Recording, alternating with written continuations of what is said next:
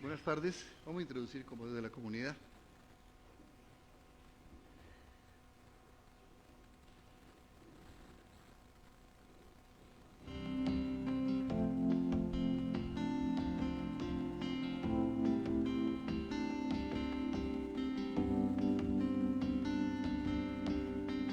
¿Te has preguntado cómo afecta tu pecado a las personas que te rodean? Nos hemos acostumbrado a que nuestro pecado es propio, es íntimo, es tratado solo entre Dios y cada uno, pero nunca nos detenemos a pensar en las consecuencias que tiene para nuestra familia, amigos, iglesia y para la sociedad en general.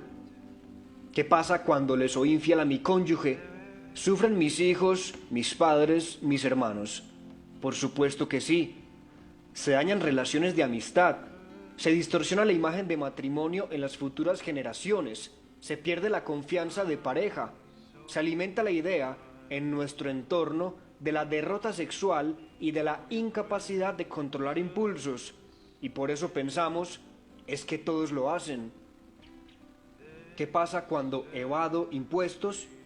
Le enseño a mis hijos y subalternos a ser el avispado, el que logra pasar por encima de la ley, cosa que ellos probablemente tratarán de copiar en diferentes escenarios. Y fracturo el sistema económico del país, por injusto que éste sea, robándole al Estado. ¿Qué pasa cuando me quedo ilegal en otro país? Me convierto en un ciudadano ilícito, abriendo más la brecha de inequidad social y afectando el sistema en todas sus esferas, laboral, de la salud, de la educación, entre muchas más. Y así como estos casos, hay muchos más. Preguntémonos qué pasa con las personas que me rodean cuando no me preocupo por el medio ambiente, ni hago caso a recomendaciones sencillas como apagar las luces, ahorrar agua, evitar el uso de pitillos, reciclar, entre otras. Soborno a policías y demás autoridades para evitar sanciones merecidas. No pago salarios justos a mis empleados. Pido prestado dinero y nunca lo pago. Miento constantemente para evitar conflictos o salirme de algún problema. No educo a mis hijos conforme a lo establecido en la Biblia. Al reflexionar en estos actos cotidianos, empezamos a entender por qué estamos como estamos en nuestro país. Y entonces podemos dejar de echarle la culpa a los demás y asumir conscientemente nuestro papel, reconociendo que la oración, una vez enseñada por Jesucristo, que ruega, perdona nuestras ofensas, es un plural que incluye al entorno y no solo al individuo.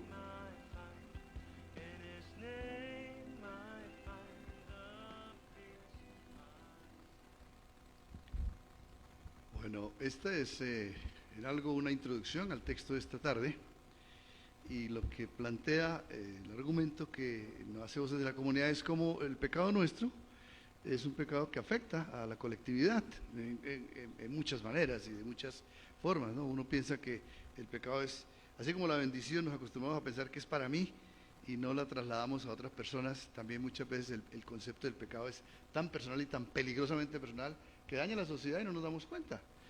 Por ejemplo, una persona, ahí pusieron el ejemplo de alguien que se va ilegal siendo casado o teniendo una familia a otro país.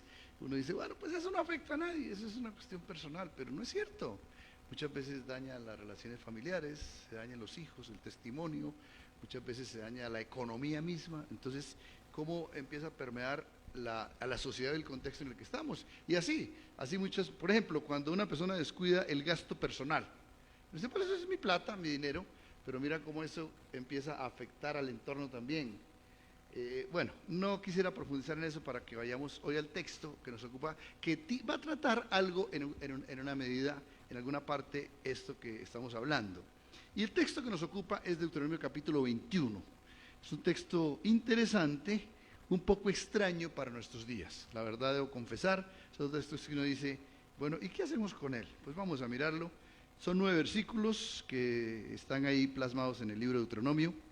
Capítulo 21, y va a aparecer ahí está.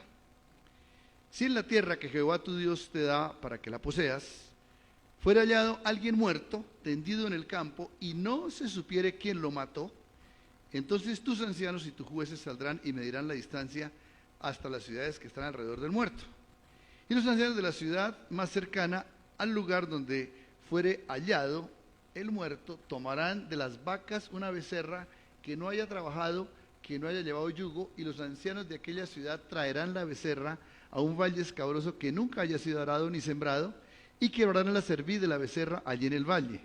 Entonces vendrán los sacerdotes, hijos de Leví, porque a ellos escogió Jehová tu Dios para que le sirvan y para bendecir el nombre de Jehová, y por la palabra de ellos se decidirá toda disputa y toda ofensa. Y todos los ancianos de aquella ciudad más cercana al lugar donde fuese hallado el muerto, lavarán sus manos sobre la becerra, cuya cerviz fue quebrada en el valle, y protestarán diciendo: nuestras manos no han derramado esta sangre, ni nuestros ojos lo han visto. Perdona a tu pueblo Israel, al cual redimiste, oh Jehová, y no culpes de sangre inocente a tu pueblo Israel, y la sangre le será perdonada. Y tú quitarás la culpa de la sangre inocente de en medio de ti, cuando hicieren lo que está recto, lo que es recto ante los ojos del Señor, de Jehová tu Dios. Un poquito extraño, ¿no es cierto? ¿O no? Yo creo que ustedes no han visto, algunos no han visto una becerra nunca. No han visto un muerto tampoco, posiblemente han escuchado muertos. ¿Cómo abordan un texto de esos, que fue escrito hace 3.500 años, y que a la luz, digamos, de la revelación de la palabra, uno tiene que entender que hay algo que afecta a nuestras vidas? Lo que pasa es que hay que escudriñarlo, y ustedes cuando terminen van a decir, tan fácil. Pues van a ver que sí es sencillo. No es tan complicado como parece, pero hay que trabajarlo, digamos, con cierta responsabilidad. Pero pongamos un poquito en el contexto en el que se da este pasaje. El pueblo de Israel, otra vez, repetiremos todas las veces que nos acerquemos a Deuteronomio, estaba próximo a pasar, Dios estaba preparando el ingreso de su pueblo a la tierra prometida, y a través de su líder Moisés. Y en los textos leídos, el Señor plantea una situación hipotética, aquí concretamente. El versículo 1 nos dice cuál es la situación. ¿Alguien puede leerlo en voz alta donde está? Dígame, ¿qué dice el versículo 1 del capítulo 21?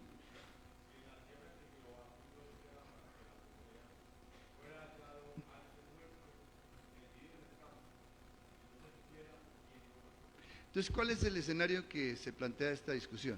¿Qué es? ¿Un asesinato? ¿Qué más? No se conoce al autor. Exactamente, no se conoce al autor. Entonces, ¿cómo? Ni el muerto, no tiene nombre, es un NN. ¿Cierto? Ahora, a uno le parece un poquito sorprendente que esto no había pasado, esto solamente es una advertencia.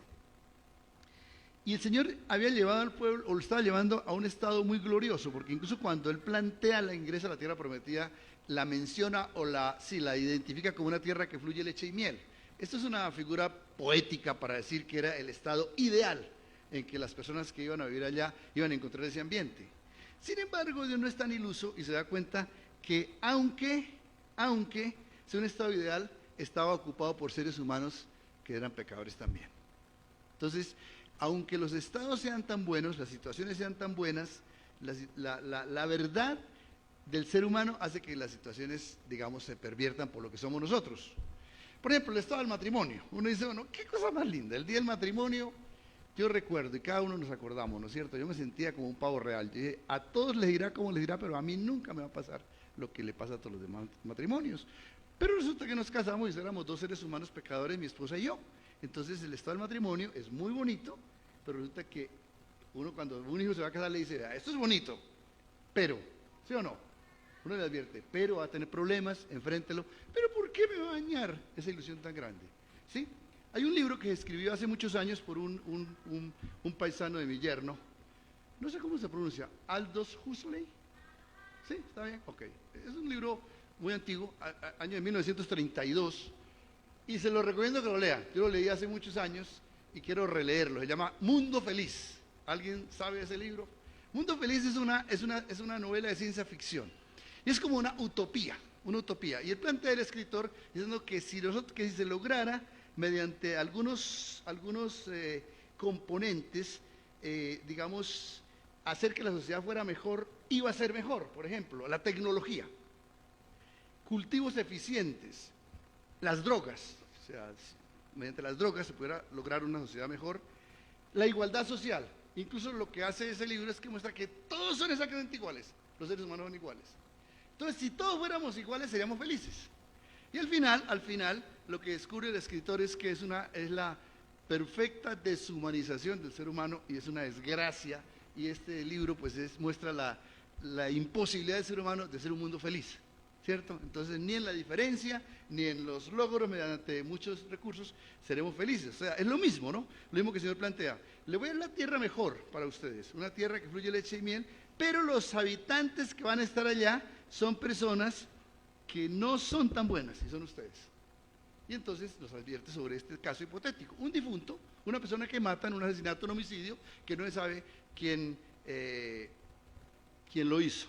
Y voy a contarles, digamos, otra vez, porque posiblemente en la lectura inicial uno pasa algunas cosas por alto. Les voy a contar la historia, es muy rápida. Cuando haya un muerto y no se sepa quién lo mató, dice, los ancianos y jueces se harán cargo del asunto. ¿Y qué van a hacer? Van a tomar medidas, el difunto está aquí, entonces van a tomar medidas, si está más cerca de San Antonio de Pereira, o está más cerca de Río Negro, o está más cerca de La Ceja, entonces depende de la medida menor, ese pueblo se hace responsable del muerto. No es culpable, pero se hace responsable. Estoy usando palabras así que saqué, digamos, con pinza, ¿cierto? Y entonces, a la vez responsable, ¿qué van a hacer? ¿Qué hacen? A ver, recuerden, cogen una becerra que nunca haya arado, ¿cierto? ¿Y qué le hacen? La sacrifican. Y después, encima de la becerra, se lavan las manos y hacen una oración pidiéndole al Señor que, aunque nosotros no cometimos el asesinato, ni supimos quién lo hizo, nosotros nos hacemos responsables de este muerto para que no quede esa sangre sin redimir, no quede en la impunidad de ese asesinato. Entonces, no somos culpables, pero somos responsables con todo Israel. Así es que las 12 tribus de Israel se hacen responsables, cuando entre ellas se hacen responsables de ese muerto. Uno cuando encuentra un texto así, le da ganas de ponerse a llorar cuando lo enfrente y dice, ¿y ahora qué le digo a la gente? ¿Cierto? Que ande buscando por ahí muertos. Tenemos un sistema judicial, pues, perfecto, ¿no? Pero bueno, que lo apliquemos o no lo apliquemos, entonces nosotros nos llamamos a aplicar, digamos, estas normas dentro de nuestro alcance que tenemos. Pero hay una cosa que la Biblia sí nos permite, y oraba ahorita, tú orabas ahorita y decías en la oración, es que somos responsables de aplicar principios que nos deje el texto, principios, tú usaste un término, principios eternos. Y vale, son principios eternos, en realidad son principios que trascienden el tiempo y el espacio.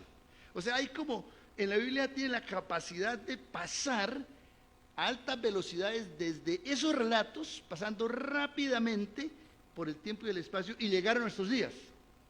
Y decir, el principio vale, aunque nosotros estamos distantes de lo que es ser juicio frente a la muerte de alguien, estamos distantes absolutamente de saber que no hacemos sacrificio, nada, véndame esa vaca para matarla, eso no está en nuestros digamos, nuestras habilidades, nuestras responsabilidades. Entonces no está en nuestra responsabilidad echar la culpa de un muerto que ni conocemos, ni sabemos quién es ni quién lo mató. Entonces, lo que sí nos dice la Biblia, hay principios. Ahora, ¿qué es un principio? Es difícil de definir, pero a su vez, como que todos sabemos que es un principio, pero nos cuesta trabajo poner la definición. ¿Qué es un principio? Cuando pregunto es para que usted se anime a participar, pero si no se anima, tranquilo, yo puedo hacerlo. Con una norma, una regla que orienta una acción de los seres humanos, ¿cierto? En todo tiempo y en todo espacio. Por ejemplo, cuando uno, voy a poner un ejemplo sencillo, cuando en la casa entra la edad, digamos, de los muchachos de salir a reuniones con los amigos. Entonces uno dice, aquí hay una pauta para todos. En esta casa no se viene después de las 1 de la mañana. Es un principio. 10 de la noche, exacto. Es que me equivoqué, perdón, me equivoqué. Yo, por ejemplo, en mi casa, cuando las niñas tenían 13 años, yo dije, en esta casa nadie se va a ennoviar antes de los 18 años. Y la hija, una de mis hijas que tenía 13 años, a los 8 ya está ennoviada. Ese era el principio que trascendía el tiempo y el espacio, ¿no es cierto? Para nuestra familia eso era, pero bueno, eso era más como una norma muy puntual. Entonces, en este texto encontramos tres principios que voy a llamar los principios para la vida. Principios para la vida. Ahí están, principios para la vida. ¿Por qué son esos? Como no podemos coger el texto y aplicarlo directamente a nuestra realidad, son principios para la vida. Y ven los tres principios para la vida que les voy a compartir. El primer principio es que la vida tiene valor supremo para Dios. Es el primer principio. Déjenmelo ahí, no déjenmelo ahí. Déjenmelo el primero. La vida tiene valor supremo para Dios. Aún con nuestra dificultad de entender que Él mismo en el capítulo anterior había mandado a matar a todo el mundo. ¿Se acuerdan? ¿Se acuerdan? Entonces, ¿cómo es eso? Pero Dios es el dueño de la vida y de la muerte. En el libro, en la ley del Señor, la palabra no matarás, el sexto mandamiento, ¿se acuerdan que el sexto mandamiento es ese? Tiene dos acepciones en el idioma hebreo. Uno quiere decir que se le infrinja a alguien la muerte por decisión de Dios, porque es el dueño de la vida y la muerte. Por eso la pena de muerte en el Antiguo Testamento tenía validez para Dios. Si hacen esto, mátenlo. Por eso cuando llevan a esa muchacha adúltera, había una ley que decía que lo mataran, y esa ley venía de Dios. Eso no lo inventó nadie. Y yo no vengo a defender a Dios porque no tengo ninguna cosa por qué defenderlo, porque Él es dueño de la vida y la muerte. Él se lleva al que quiere cuando quiere, nunca nos pide permiso. ¿O cuando usted ha visto que Dios, ¿usted será que se quiere morir? No, Él le manda la pelona el del que quiera, ¿cierto? Pero hay otra excepción de la palabra no matarás, que es no cometerás homicidio. Eso sí está prohibido en la palabra del Señor. Por eso el valor, el principio que encontramos que es el valor. Mire que moviliza a todo el mundo. Moviliza previamente a la entrada, moviliza a las 12 tribus de Israel para que entiendan el valor de la vida. Es un muerto NN, como dice Juan Pablo, un muerto que no sabemos ni quién lo mató ni por qué lo mató, si merecía que lo mataran o no, pero para Dios era demasiado grave el asunto. Entonces, la vida tiene valor por sí misma, la vida tiene valor, porque Dios le da el valor. El segundo principio que encontramos, esto voy a estar repitiendo en diferentes escenarios, estos mismos principios. Entonces, el segundo principio es, el pecado debe ser expiado. Como se mató a una persona, eso es un pecado, y el pecado tenía que ser expiado. ¿Cómo lo expiaban? ¿Qué leímos en el texto? ¿Cómo se expiaba el pecado? A través del becerro que se mataba, a través de lavarse las manos. ¿Ustedes se acuerdan que era lavarse las manos? ¿Ustedes se acuerdan que hay un personaje que lavó las manos? ¿Quién fue? Y eso no piensen que es una tradición. ¿Qué es lo que lavar las manos? ¿Qué significaba? Yo no soy culpable. Y eso por eso es que lavó las manos. Yo no soy responsable, no soy culpable. Lo que está diciendo esta gente, mientras que lava las manos, decían, nosotros no lo matamos, no somos culpables, pero somos responsables. Por eso matamos esta becerra. Y por eso confesamos el pecado, para que tú nos perdones el pecado a todo Israel que se hace responsable de ese muerto y que nos quite la culpa. Entonces, todo pecado debe ser expiado. En cualquier contexto encontramos que los pecados no pueden quedar en impunidad. Aunque no eran responsables, aunque no eran culpables, eran responsables. Y el tercer principio que encontramos en ese texto es que el pecado lesiona a la colectividad. Voces de la comunidad tuvo que ver con eso, con ese principio, ¿cierto? Un pecado no es un hecho aislado. Cada vez que usted hace algo, si usted se paga un semáforo, a usted le puede costar, ¿cuánto vale pagarse un semáforo en rojo? Ya está familiarizado, ¿no? Pero de una, sin pena ni gloria. Lo tiene fresquitico. Bueno, 800,000 pesos. Usted dice, bueno, yo los pago, pero un momentico, un semáforo en rojo puede significar ¿qué? Que usted deje a una persona viuda, deje a una persona huérfana, puede una persona en la clínica, que usted pierda la libertad, no solamente pierde 800,000 pesos. Entonces hay en el entorno, el pecado genera un impacto. Cualquier tipo de pecado genera un impacto. Cualquier tipo de pecado genera un impacto. Entonces, eso es lo que plantea, por eso cuando ellos confiesan, lavándose las manos, dice, perdona a todo Israel, en el versículo 8 dice, perdona a tu pueblo Israel. O sea, todos asumimos la responsabilidad de lo que pasó ahí. Interesante, ¿no? Uno encuentra a Esdras confesando, Señor, somos pecadores todos. Uno encuentra a cada profeta en el Antiguo Testamento orando y pidiendo que Dios perdone el pecado. Cuando el Señor nos enseña el Padre Nuestro, ¿cómo nos enseña? Perdona nuestras deudas, no las mías solamente. Usted es interesante que en el libro de Santiago dice que cuando estemos, Santiago plantea, dice, confesaos las ofensas unos a otros. ¿Ustedes han leído eso? En el capítulo 5.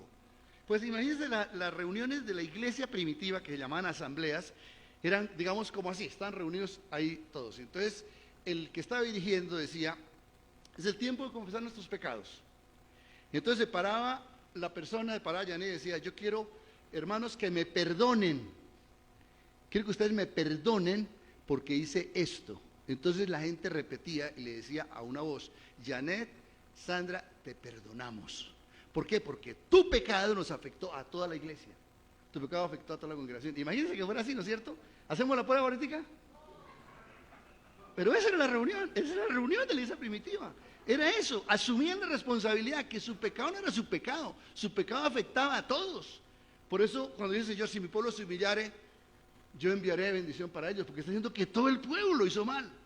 Ahora se pone a pensar aquí en paréntesis, si lo que está pasando en Colombia no es un castigo de Dios, pensando en voz alta, ¿no será que nuestro pecado no ha sido confesado? ¿No será que la misma iglesia ha retenido pecado? Estoy suponiendo, estoy diciendo, ¿no será que el abandono de esa responsabilidad social ha hecho que nosotros seamos injustos con el que no tiene, dañemos al que no tiene, y no les importe porque ese es mi dinero, esa es mi plata, yo vivo en mi ambiente y no importa? Santiago no dice eso. Santiago dice, hay de ustedes los que están quitando el salario al que no pueden quitárselo. Entonces, otra vez, ese tercer principio es muy importante, así como el principio de la vida tiene valor, el pecado va a ser expiado, el principio de el pecado afecta a la colectividad, pues eso es lo que encontramos.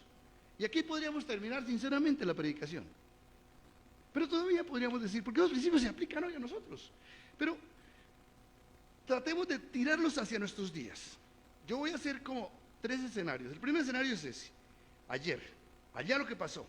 Luego me voy a venir hasta nuestros días. ¿Cómo esos principios hoy son una realidad en nuestros... Si trascienden el tiempo y el espacio, porque al principio dijimos, tú dijiste, principios eternos. Listo, pongámoslo un poquito menos de eternos, pongámoslo en principios que son de Dios y que trascienden y que caminan por 3.500 años y llegan hasta nuestros días y hoy se pueden aplicar. No hay una becerra, no hay un muerto identificado, no somos jueces de nadie, pero el principio existe o no. La vida es importante, el pecado tiene que ser pagado, ¿sí? Por alguien tiene que pagar por esto, ¿cierto? El pastor Andrés decía hace como 15 días, dice, esto fue gratis la salvación, pero no fue regalado para el que lo hizo, a él le costó y pagó un precio muy alto, y luego el pecado lesiona a la colectividad. Mire, el primer principio, déjemelo ahí, Dios sigue exigiendo respeto por la vida, hoy igual que hace 3.500 años sigue exigiendo respeto por la vida. Quitarla, la vida es un pecado. Pensar que el aborto es un derecho del ser humano de quitar la vida a alguien, eso jamás, así lo diga el que lo diga. El personaje político, histórico, religioso, cualquier tipo de persona que lo diga, es una forma de asesinato, gústele al que le guste, porque Dios lo mantiene como un principio que nunca lo ha quitado. Por eso cuando el Señor, en el Sermón del Monte, cuando dice, mire, a ustedes se les dijo que no cometieran, no matarás, y usó la acepción y la palabra en hebreo que era, en ese momento en arameo era, no cometerás homicidio, utilizó esa acepción de la palabra y dice, pero yo os digo. Es más, no solamente le quitó, no solamente puso el homicidio como una forma de tirar a alguien y quitarle la respiración de por vida, y quitar y poner un muerto, sino dijo, pero yo os digo, que cualquiera que hiere con sus ofensas a un amigo, está haciendo a un enemigo está haciendo lo mismo que si le quitara la vida. Cualquiera que denigra a alguien, cualquiera que agravie a alguien, cualquiera que humille a alguien, cualquiera que mata de hambre a alguien, es responsable de un muerto. Cualquiera que le quite el pan es la deshumanización que hace que nuestra vida le quite el valor a la vida de la otra persona. Entonces mire que Jesús amplía, ¿no? Jesús no quita. Entonces, para Dios sigue siendo igual ese principio de la vida tiene valor para Dios, sigue siendo hoy vigente. Alguien puede decir, no, sí es vigente. Alguien puede decir que alguna persona tendría hoy derecho de matar a alguien y decirle que está en paz, que está tranquilo. No. Luego, el segundo principio, en el día de hoy, así lo vimos ayer, en el día de hoy, sigue siendo igual. Hoy se sigue reclamando castigo para el culpable de la muerte de alguien. Eso no se ha eliminado. Nadie quedará impune, ni que cree en Dios, ni que no cree en Dios. O se somete a las autoridades, o se somete a la ley de Dios. La palabra de Dios dice que, en 2 Timoteo dice que Jesucristo, ese personaje tan increíble en el que usted y yo hemos creído, ¿sabe cuál es la siguiente presentación de Jesucristo cuando nosotros le veamos la próxima vez? ¿Cómo lo vamos a ver? El que juzgará a los vivos y a los muertos. Jesucristo no es el buen pastor que solamente dice, ay, venga para acá, mijito, que yo lo hallo como la ovejita perdida, la ovejita que está patiquebrada. No, le dice, empiezo la eternidad, el principio de la eternidad, con un juicio. O sea, Él es el juez que ha de juzgar. Y, de hecho, el pecado será, digamos, sentenciado por parte de Dios. Y, de hecho, el pecado, como la expresión de la muerte de alguien, deberá ser pagado por alguna persona, ¿no es cierto? Es como el principio de causa-efecto, ¿no? Incluso toda justicia humana tiene, hace unos días, sí, creo que fue hace 15 días, se estudió sobre la ley del talión, ¿se acuerdan? Ojo por ojo, diente por diente. Toda justicia está basada en eso, la justicia de Dios y la justicia humana. Lo que usted hace, lo paga. Ojo por ojo y diente por diente. ¿Qué es lo que le quita el peso a eso? Solamente la gracia de Dios. Pero la gracia de Dios no lo deja impune. El predicador lo dijo ese día, la gracia de Dios hace que todo el castigo fuera sobre la becerra. Pero esperemos que vamos a llegar por allá, todavía no hemos llegado. Pero llega sobre alguien. Alguien tiene que pagar. Nadie, no se puede quedar impune un pecado, jamás. Alguien tiene que, incluso miren, las regiones orientales, no estoy refiriéndome como un gran favor a las regiones orientales, pero ustedes han escuchado la ley del karma. ¿La ley del karma qué es? Que todo se vuelve, ¿sí? Sí, la ley retributiva, exactamente. Usted hace esto, claro, él dice, el concepto es la reencarnación. Entonces usted le pegó a su mamá, entonces se convirtió, cuando reencarnó, en una chucha, ¿cierto? Ahí le tocó llevar del bulto y vivió la próxima vez como una chucha, ¿sí? Y quién sabe qué tal que fuera cierta esa raíz de la reencarnación, pero sí hay un valor en eso, ¿no? Hay un valor que, aún en esas religiones paganas, como en la justicia humana, hay el sentido de, este principio se cumple, lo que tú haces lo pagas. Alguien tiene que expiar por eso, ¿listo? Y el tercero, en el día de hoy, estoy pasando al siguiente escenario, ¿no es cierto? En el día de hoy. ¿Están confundidos o están entendiendo? Si están confundidos, volvamos a empezar. Buenas tardes. Venga, ahora, no nos confundamos, ¿no es cierto? El pecado afecta a nuestro entorno. Ya lo hemos elaborado en vez de la comunidad, lo hemos dicho de alguna manera con ejemplos sencillos. Pero uno ve que hay personas que definitivamente dañan el entorno. Y no hay personas, perdón. Nuestros pecados definitivamente sí afectan el entorno. Afectan, dañan la identidad, el valor, el sentido comunitario. ¿Cuántas cosas quedan ahí? Vea, yo voy a contar con pena, con vergüenza, pero tengo que contarlo. Un gran apologeta cristiano de este siglo, murió hace 2 años, se llama Rabí Zacarías, es un hombre de la India. Un apologeta es una persona que defiende la fe, que era un hombre que podía pararse delante de cualquier persona y alguien decía que yo no creo en Cristo y lo convencía que en Cristo. Un hombre con argumentos, un hombre inteligente, un hombre, debo decirlo, de Dios. Lamentablemente él muere de cáncer y le descubren que ha tenido un guardado de pecado por muchos años acumulado. Un pecado sexual de muchos años y es muy vergonzoso porque es una persona como nosotros, pero que el hombre había hecho eso.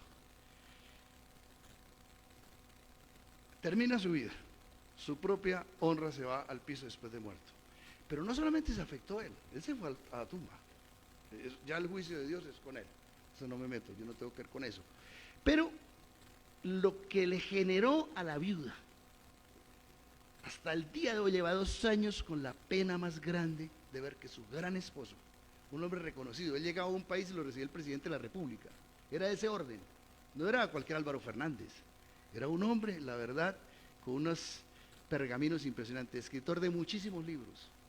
No solamente su viuda, sus hijas, sus hijos, la vergüenza más grande, había hecho una fundación para ayudar a través de los libros, de sus enseñanzas, de sus talleres a muchas personas en el mundo. Y todo eso se vino a pique, tuvieron que cerrar la fundación porque eso fue una desgracia. La credibilidad en el medio cristiano en el que se movía se echó a pique. Hoy yo estoy contando esto con vergüenza, yo no me siento feliz. siento pena por alguien que diga, pero pastor, ¿usted para qué cuenta esa porquería? Pero mire cómo le hizo daño a la iglesia hoy. Cómo el testimonio de que rodean a Rabí Zacarías hoy puede decir, si ese era personaje, ¿cómo será el que estará predicando?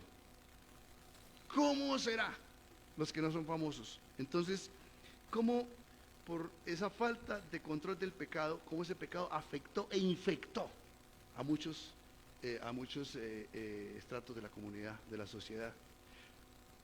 3 principios que se cumplen el día de hoy igual. Ahora, pero entre los israelitas, hace 3.500 años, y nosotros hoy en el año 2000, estamos hablando entre 3.500 años de diferencia, hay un punto intermedio que se llama Jesucristo. Y aquí voy a traer el escenario, ya lo puse en el escenario de ayer, lo pongo en el escenario de hoy y los principios se cumplen. Voy a ponerlo en el escenario de Jesucristo. ¿Cómo Jesucristo, cómo esta historia que se nos relata en el libro de Deuteronomio tiene que ver con la revelación progresiva de Jesús? No estoy inventando, me estoy haciendo una conexión histórica porque el relato que hay ahí no es porque Dios quería contar. Vea, la verdad, a mí qué me importa, y a usted, a nosotros qué nos importa que se había muerto de 3.500 años. Eso hace rato que está muñequeado. Ya ni existe, ni el esqueleto existe, ni el muñeco que llevamos por dentro existe, por los que leyeron. Pero el Señor se preocupa para decir, chequeen la línea, el tiempo, cómo esto era un anticipo a la revelación de Jesucristo. Vean, esto ya lo están entendiendo para dónde voy, ¿cierto? Es muy fácil. Ya esta parte es la más fácil de todo. Usted dice, pues claro, ahí era, claro. Este texto se nos cuenta para decir que en Jesús se cumplen los 3 principios exactamente iguales. Que Jesús es la revelación de justamente esa historia que nos contó, que nos parece insulsa, sin ninguna importancia, no trascendente, que una becerra, que un muerto, que los ancianos que le dan las manos. ¿Qué me importa? ¿Qué me importa? Miren lo que hay detrás de esto. Hay una gran revelación. El valor de la vida para Dios está en Jesucristo. Por eso Jesús muere. Mira esta cosa como tan extraña, ¿no? ¿Jesús muere para qué? Para que haya vida. Juan 3:16, ¿qué dice? Porque de tal manera amó Dios al mundo que ha dado a su Hijo para que todo aquel que en Él crea no se pierda, sino que tenga vida eterna.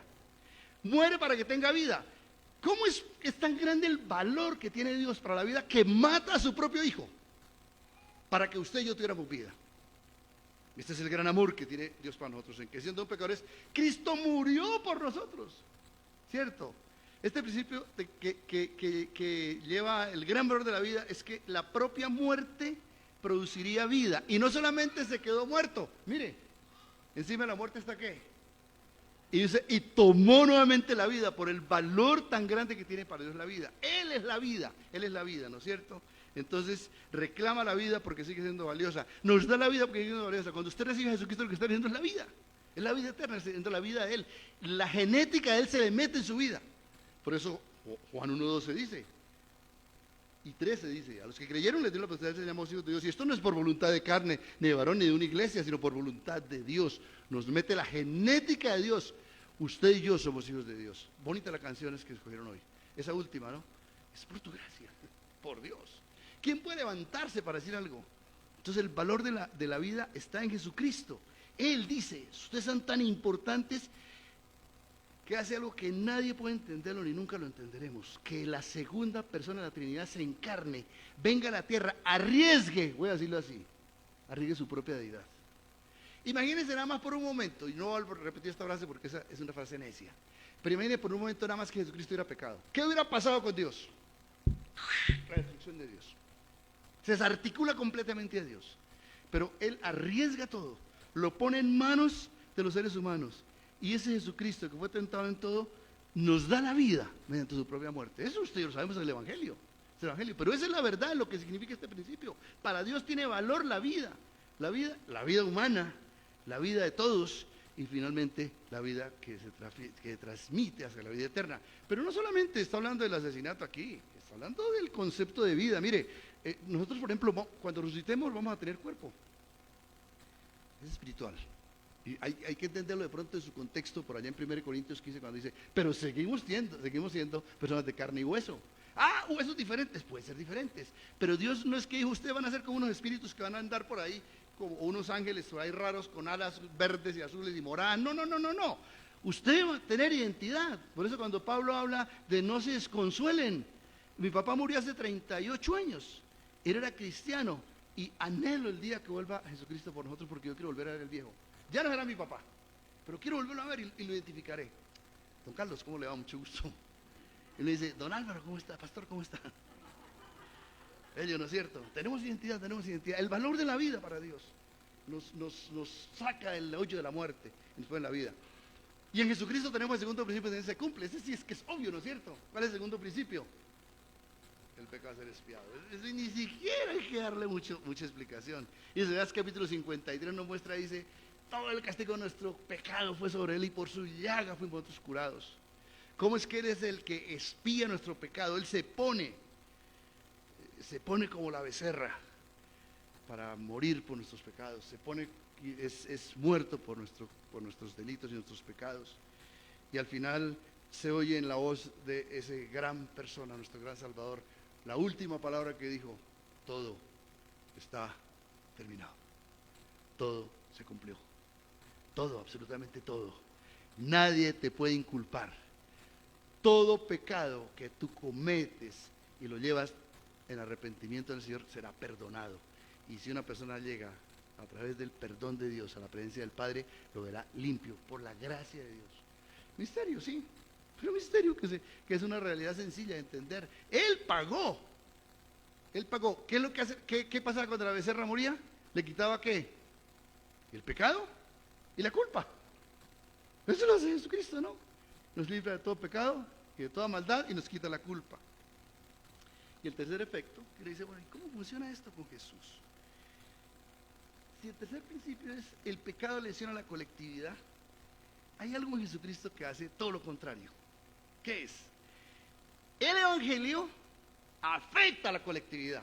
Mateo capítulo 28 que nos dice, vayan y le cuentan a la gente. Así como el pecado dice, se le mete a todo el mundo. Al contrario, aquí el principio es un principio de vida. Por eso es un principio de vida. Cuando conocemos a Jesús, nos manda a compartir la vida.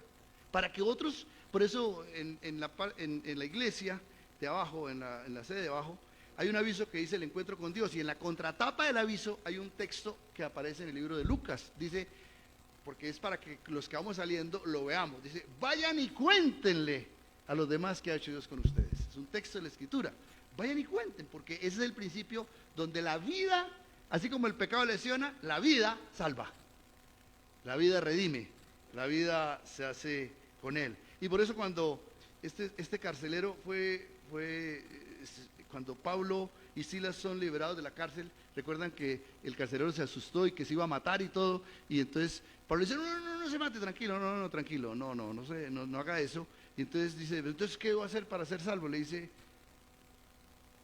¿cree en Jesucristo y será salvo quién? Tú y tu casa. Para mostrar el mismo principio, ¿no? Así como el pecado infecta, la salvación afecta para vida. Entonces, ¿qué hacemos con esta información? Note que hicimos 3 tiempos, ¿se dieron cuenta? Ayer, hoy, y nos vinimos al tiempo de Jesús. A Jesucristo, el que pasa por esta experiencia, más bien recoge la experiencia de Deuteronomio para decirnos quién es Él y qué puede hacer Él por nuestras vidas. Pero a mí me quedan como 2 sabores. Ahorita Héctor decía, cuando uno escucha esta canción le dan ganas como se siente culpable, pero se siente muy agradecido con Dios. Yo personalmente me siento, después de escuchar esto, y yo lo escucho porque yo me prediqué este mensaje y me lo he venido predicando durante toda la semana. Hoy tengo profundas ganas de adorar a Jesús. Darle gracias a Él. Porque uno cuando mata una becerra es una cosa, pero que lo maten a uno para que otro tenga vida, que Él haya puesto su vida por nosotros, si eso no provoca adoración, la verdad, nada provoca adoración en nuestras vidas. Adoración al que fue capaz y se comprometió para darnos la vida, que ama la vida y que nos dio el Evangelio de la vida. Él es la vida, en Jesucristo está la vida. Por eso dice, yo soy el camino, soy la verdad y soy la vida. Y creo que terminemos escuchando esta canción y que nos pongamos en pie, vamos a cantarla juntos. Vamos a cantar esta canción, me parece bonita, me parece muy bonita. Probablemente haya unas mejores, pero yo escogí esta porque me parece que sí coge mucho de lo que hemos compartido. 3 principios para la vida. El principio de la vida en las manos de Dios, el perdón en las manos de Dios y el evangelio para todos en las manos de Dios. Al estar ante ti, si usted quiere hacerlo de una forma de adoración, está bien, cántenlo conmigo. ¿Con quién? Con José Adrián Romero, cantémoslo.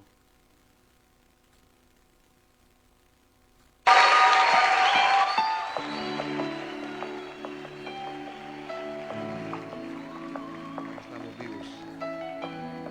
Al estar ante ti, un día estaremos delante de Él.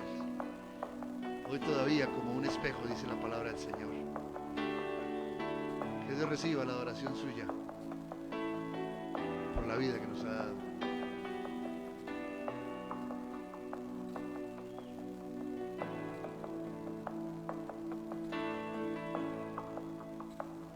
Al estar ante ti,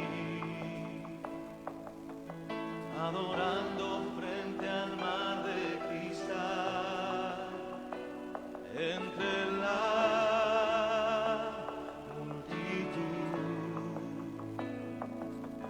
en asombro allí me habré de postrar y mi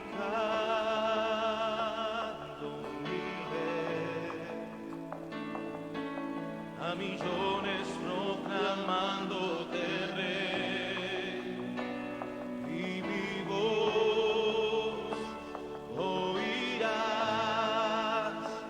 entre las multitudes cantar.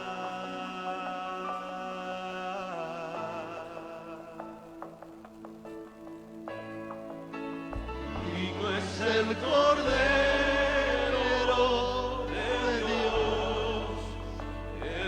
fue inmolado en la cruz, digno de la honra y el poder, la sabiduría suya es, y al que está en el trono sea el honor. Santo, santo, santo es Señor, reina por los siglos con poder. Todo lo que existe es por Él.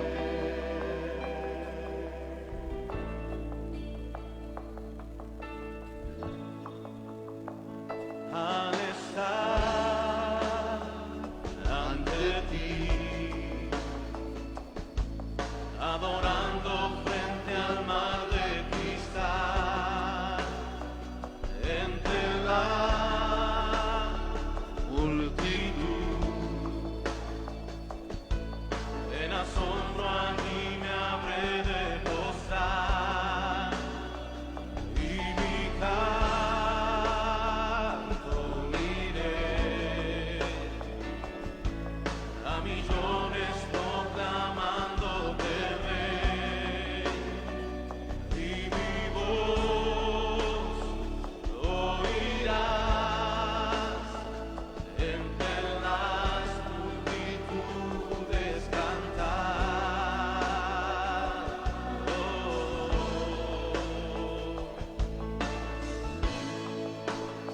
Digno es el Cordero de Dios, el que fue inmolado en la cruz, digno de la honra y el poder, la sabiduría suya es, y al que está en el trono sea el honor. Santo, santo, santo es el Señor, reina por los siglos con poder. Todo lo que existe es por Él. Vale, un poquito, déjalo de fondo solamente. Yo voy a terminar pidiendo el favor que 3 personas desde donde están digan una adoración al Señor, gratitud, como quiere usted hacerlo, porque esto que pasó en Deuteronomio se aplica directamente a través de Jesús a nuestras vidas. Dígale a Jesús cuánto aprecia, cuánto agrada, cuánto admira lo que Él es para nosotros. Adórele, dele gracias. Hágalo por favor en voz alta. 3 personas, por favor.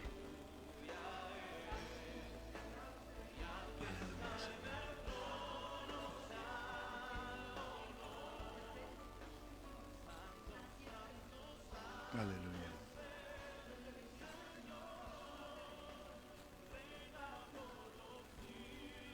Amén, Señor. Aleluya.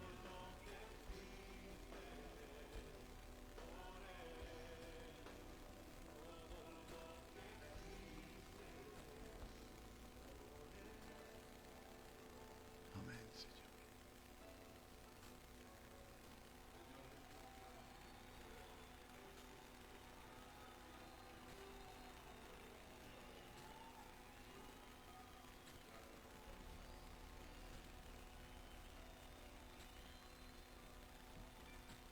Y quiero terminar esta tarde, Señor, agradeciéndote y adorándote a ti con esta comunidad.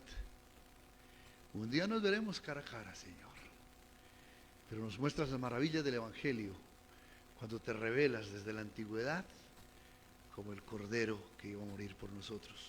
¡Qué belleza, Señor! ¿Quién puede imaginarse?